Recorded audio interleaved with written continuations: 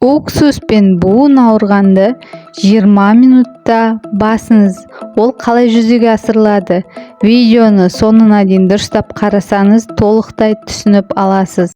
Ассалаумағалейкум, құрметті бауырлар, денсаулық үшін каналына қош келдіңіздер. Лайк басып, каналыма тіркеліп, және де достарыңызбен бөлісе жүріңіздер.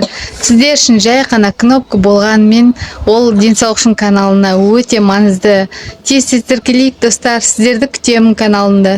Тіркелеміз. Алма сірке суы, уксус.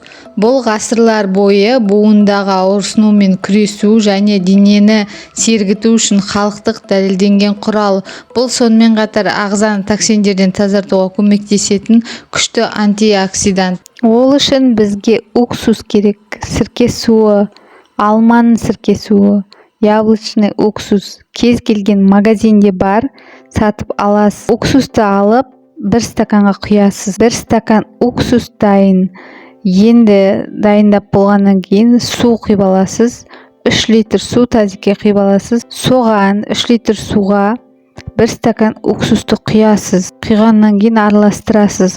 Осыған аяғыңызды, бұл процедураны, бұл әдісті кешкісін жасау керек. Осыған аяғыңызды саласыз. Яғни аяғыңызды салып 20 минут отырасыз. 20 минут отырған уақытта, аяғыңызды салған уақытта керемет сезім болады.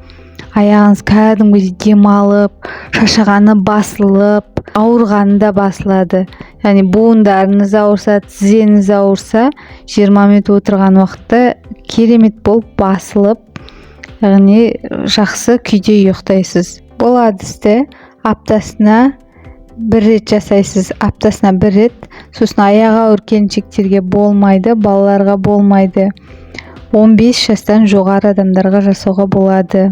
Осы уксустан жасалатын әдістің екінші бөлімі бар. Келесі видеода кездескенше қазақ елі аман болсын. Айтпақшы бауырлар, 3 күннен кейін шығатын келесі екінші бөлімін жіберіп алмаңыз.